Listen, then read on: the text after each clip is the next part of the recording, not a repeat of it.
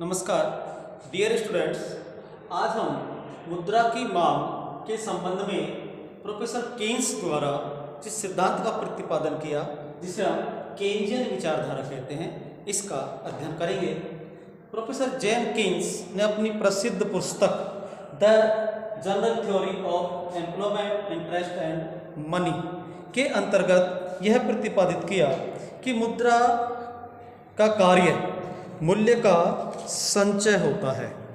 लोग कई कारणों से मुद्रा को नकदी के रूप में अपने पास रखना चाहते हैं, अतः मुद्रा की मांग उसे नकदी के रूप में रखने के लिए की जाती है। केन्स के अनुसार मुद्रा की मांग प्रमुख रूप से 3 उद्देश्यों से की जाती है, जिसमें पहला है क्रय विक्रय उद्देश्य अर्थात लेन देन के लिए मुद्रा की मांग नकद के रूप में की जाती है। दूसरा है सावधान उद्देश्य अर्थात सतर्कता उद्देश्य के लिए मुद्रा की मांग की जाती है। और तीसरा है सट्टा उद्देश्य अर्थात सट्टे के लिए भी लोग नकद में मुद्रा की मांग अपने पास रखना चाहते हैं। इस प्रकार से केन्स द्वारा जिस विचारधारा का प्रतिपादन किया गया है उसी को यहाँ केन्जियन विचारधारा कहा है। तो अब यहाँ हम ये देखेंगे कि केन्स ने ये बताया है कि मुद्रा की जो मांग है उसका तात्पर्य नकदी के रूप में जो मुद्रा रखी जाती है उससे है। अब नकदी के रूप में जो मुद्रा रखी जाती है वो 3 उद्देश्यों से रखी जाती है। उसमें पहला है लेन देन या क्रय विक्रय का उद्देश्य, दूसरा है सावधानी या सतर्कता का उद्देश्य और तीसरा है सट्टा उद्देश्य। अब हम ये देखेंगे कि इन तीनों उद्देश्यों के लिए जो मुद्रा की मांग नकद में की जाती है वो किस पर निर्भर करती है। तो जो सौदा उद्देश्य हमने पहले पढ़ा था जिसे हम लेन देन उद्देश्य भी कहते हैं, तो ये केन्जियन विचारधारा के अनुसार मुद्रा की मांग के उद्देश्य, इसमें पहला है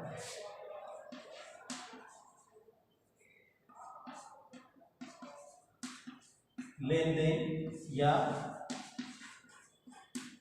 सौदा उद्देश्य अर्थात लोग दैनिक लेन देन के लिए या क्रय विक्रय के लिए मुद्रा को नकद के रूप में अपने पास रखना चाहते हैं, अर्थात नकद मुद्रा की मांग करते हैं। तो ये जो लेन देन उद्देश्य के लिए जो मुद्रा की मांग लोगों द्वारा नकद में की जाती है वो लोगों की आय पर निर्भर करता है। अर्थात इसको हम लेन देन उद्देश्य को ट्रांजैक्शन मोटिव कहते हैं। तो ट्रांजैक्शन अर्थात क्रय विक्रय लेन देन करना, इसके लिए जो मांग है इसका हम यहाँ LT लिखते हैं। एल का मतलब लिक्विड, लिक्विड का मतलब तरलता से, नकदी से है। तो मुद्रा की जो नकद मांग है LT वो निर्भर करती है I इक्वल टू फलन ऑफ Y, अर्थात लेन देन उद्देश्य के लिए जो तरल मुद्रा की मांग है वो आय पर निर्भर करती है। यहाँ Y बराबर राष्ट्रीय आय है और LT ये लेन देन हेतु नकद मुद्रा की मांग है। तो यहाँ यदि जिन लोगों के पास आय अधिक होगी वो नकद में लेन देन के लिए मुद्रा की मांग भी अधिक करेंगे। जिन लोगों के पास आय कम होती है, जिस राष्ट्र की आय कम होती है, वहाँ लेन देन या क्रय विक्रय के लिए मुद्रा की मांग भी कम की जाती है, क्योंकि आय पर ही नकद के रूप में मुद्रा को रखने की जो मांग है वो निर्भर करती है। तो यहाँ प्रत्येक व्यक्ति या फर्म आय का कुछ भाग क्रय विक्रय के लिए नकद रूप में रखना चाहती है। इस उद्देश्य के लिए रखी गई नकदी की मात्रा ये 3 बातों पर है, जिसमें पहला हमने आय की मात्रा को लिया, दूसरा है कि आय कितने समय में होती है। यदि आय के बीच में अंतराल ज़्यादा है तो फिर लोग अधिक मात्रा में लेन देन के लिए मुद्रा को अपने पास नकद में रखेंगे। यदि आय की फ्रीक्वेंसी जल्दी जल्दी है अर्थात कुछ समय बाद ही हमें और आय होने वाली होती है तो फिर ऐसी स्थिति में कम मुद्रा की मांग नकद के रूप में की जाती है। और तीसरा है खर्च करने का ढंग, कि लोग मुद्रा को खर्च कैसे करते हैं।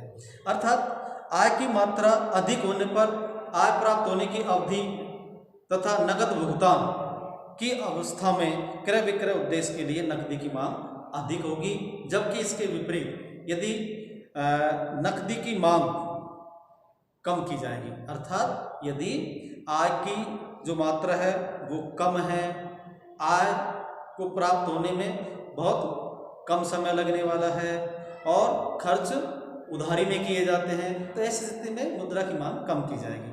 तो यहाँ जो खर्च करने का ढंग है उसका तात्पर्य है कि लोग उधार में कितने सौदे करते हैं। यदि उधार के सौदे ज़्यादा होते हैं तो नगद मुद्रा की मांग कम पड़ती है। तो इस प्रकार से जो लेन देन उद्देश्य है उसमें हम मुख्य रूप से जो मुद्रा की मांग है वो आय की मात्रा पर निर्भर करती है। दूसरा इसका जो उद्देश्य है वह है सावधानी या सतर्कता।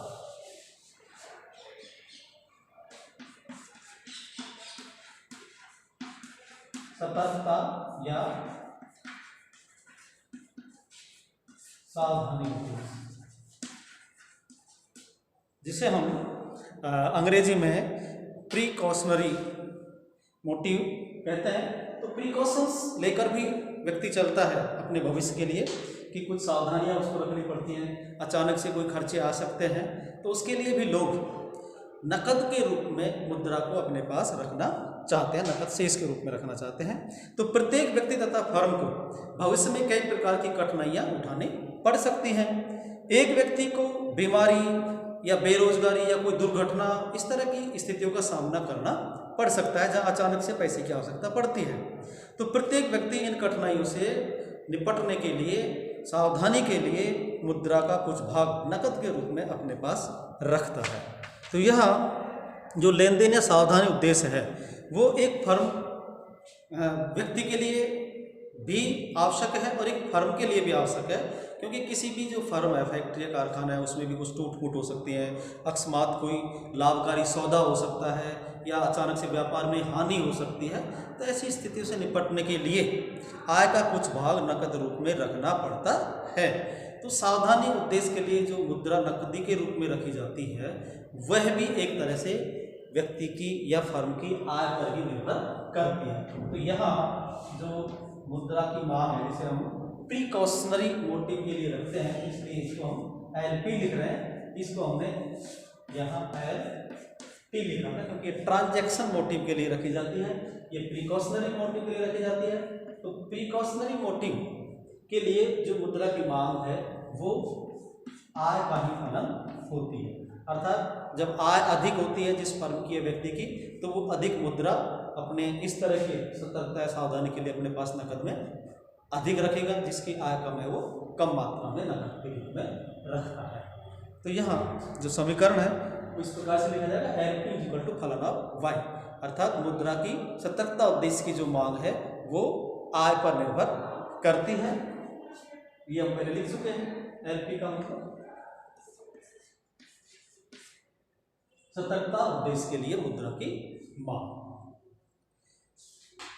अब यहाँ हम ये कह सकते हैं कि एक तरह से जो दो उद्देश्य हैं, लेन देन उद्देश्य और सतर्कता उद्देश्य, दोनों ही जो उद्देश्य हैं उनके लिए मुद्रा की जो मांग है वो आय के स्तर पर निर्भर करती है। तो हम इसको यूँ भी लिख सकते हैं कि एम इज इक्वल टू फलन ऑफ, दोनों को अलग अलग लिखेंगे क्योंकि मुद्रा की जो मांग है वो इन दोनों का योग हो जाएगी, L T plus L P, और ये दोनों ही किसका फलन है,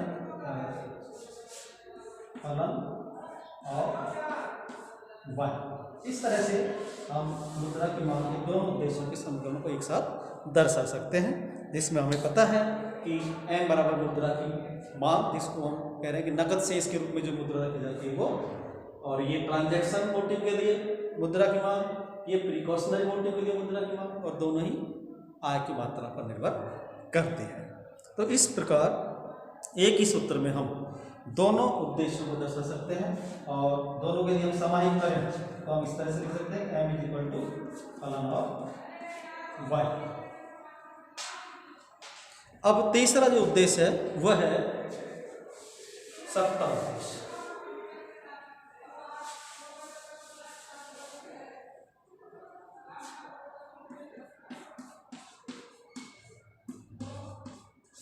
सट्टा उद्देश्य, जिसे हम स्पेकुलेटिव मोटिव कहते हैं। इसलिए इसके लिए जो तरल मुद्रा की मांग की जाती है उसको LS स्पेकुलेटिव मोटिव के लिए मुद्रा की मांग LS से इंगित करेंगे। सट्टा उद्देश्य का तात्पर्य क्या है? देखिए, भविष्य में ब्याज की दर में परिवर्तन होते रहते हैं। जब कुछ लोगों को यह आशा होती है कि भविष्य में ब्याज की दर बढ़ जाएगी, तब वे अपनी साधनों को वर्तमान समय में उधार नहीं देंगे। कब देंगे? आने वाले समय में जब ब्याज की दर बढ़ जाएगी तब जाके वो उसको उधारी पर देते हैं। और यदि उन्हें पता है कि आगे चलकर ब्याज की दर कम हो जाएगी, तो ऐसी स्थिति में लोग आज ही अपने साधनों को या अपने पैसे को उधार में दे देंगे, नकद रूप में नहीं रखेंगे। ऐसी स्थिति में उनकी जो भविष्य में ब्याज की दर है बढ़ने पर नकद मुद्रा उधार देकर अधिक आय प्राप्त कर सकेंगे। इस उद्देश्य को ही सट्टा उद्देश्य कहा जाता है। तो यहाँ सट्टे का आम बोलचाल की भाषा में उपयोग किया जाता है। तो सट्टा एक तरह से इस तरह की चीज़ होती है जिसमें हम अनुमान के आधार पर या रिस्क के आधार पर पैसा लगाते हैं। तो यहाँ जब आपको पता है कि ब्याज पर बहुत अच्छा पैसा मिलने वाला है, तो आप उस पैसे को ब्याज पे दे देंगे। लेकिन आपको पता लगता है कि भविष्य में ब्याज की दर घटने वाली है, तो आप पैसे को उधारी पे नहीं देंगे। तो ये डिपेंड करता है ब्याज की दर पर कि आप पैसे को उधार देंगे या नहीं देंगे। तो इस उद्देश्य के लिए भी लोग नकद में मुद्रा अपने पास रखते हैं कि यदि अच्छी ब्याज दर मिलने वाली है तो लोग क्या करेंगे, उस नकद पैसे को उधार पर देकर अच्छा पैसा कमा लेंगे। तो अब यहाँ इस उद्देश्य के लिए जो मुद्रा की मांग है वो किस पर निर्भर कर रही है? ब्याज की दर पर। यदि ब्याज की दर ऊंची है तो इस उद्देश्य के लिए लोग अधिक मुद्रा को नकद में अपने पास रखेंगे ताकि उसे उधार देकर अधिक पैसे कमाए जा सकें। और यदि ब्याज की दर कम है तो फिर इस उद्देश्य के लिए लोग कम से कम पैसा रखेंगे, क्योंकि उन्हें पता है कि ब्याज से कोई ज़्यादा इनकम नहीं हो रही है। तो इस तरह से यहाँ LS जो है वो किसका फलन है? ब्याज की दर। R बराबर रेट ऑफ इंटरेस्ट, ब्याज की दर। इस तरह से केन्स के अनुसार जो मुद्रा की मांग है वो एक तरह से आय पर और ब्याज की दर, तीन बातों पर मुख्यतः निर्भर करती है। तो अब हम यहाँ जब तीनों उद्देश्यों से हमने मुद्रा की मांग का अध्ययन किया, तो मुद्रा की कुल मांग कितनी है? तो मुद्रा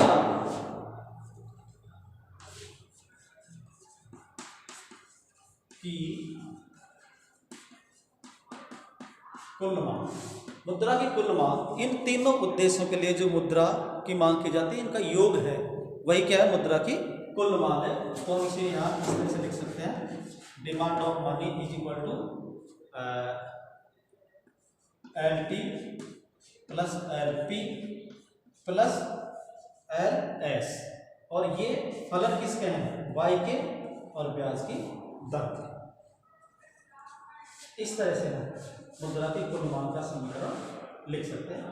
ये कॉमा है यहाँ Y कॉमा R, अर्थात आय और ब्याज की दर, इन दोनों पर किसी देश में या लोगों की जो मुद्रा की मांग है वो निर्भर करती है। क्रय विक्रय तथा सावधानी उद्देश्यों के लिए मुद्रा की मांग आय के स्तर पर निर्भर करती है तथा यह स्थिर रहती है। ब्याज की दर का इन पर कोई प्रभाव नहीं पड़ता है, जबकि सट्टा उद्देश्य के लिए मुद्रा की जो मांग है वो ब्याज की दर पर निर्भर करती है।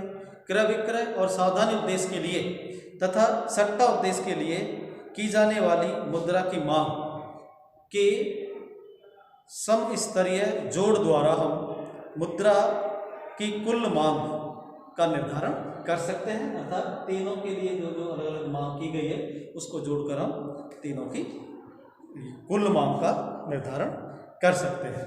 तो इस प्रकार से हम केन्स के द्वारा जो केन्सियन विचारधारा दी गई है उसमें मुद्रा की मांग का क्या तात्पर्य है उसको हम स्पष्ट कर सकते हैं। तो एक बार मैं संक्षिप्त में इसे दोहरा देता हूँ कि केन्स के अनुसार नकदी के रूप में लोग मुद्रा को अपने पास रखते हैं, वही नकदी या नकद कोष या नकद शेष की जो मांग है उसे ही मुद्रा की मांग कहा जाता है। केन्स के अनुसार मुद्रा को नकद के रूप में रखने के 3 उद्देश्य होते हैं। पहला लेन देन उद्देश्य जो लोगों की आय पर निर्भर करता है, दूसरा सतर्कता साधन उद्देश्य यह भी लोगों की आय पर निर्भर करता है, और तीसरा है सट्टा उद्देश्य जो कि ब्याज की दर पर निर्भर करता है। इस प्रकार से इन तीनों उद्देश्यों से मुद्रा की जो मांग की जाती है उनका समस्तरीय योग ही क्या है, कुल मांग है। तो यहाँ हमने लिखा एम डी इक्वल टू फलन of L T plus L P plus L S is equal to L S फलन ऑफ वाई आर। यहाँ थोड़ा सा इसमें संशोधन करेंगे, इसको हो गया ना एम डी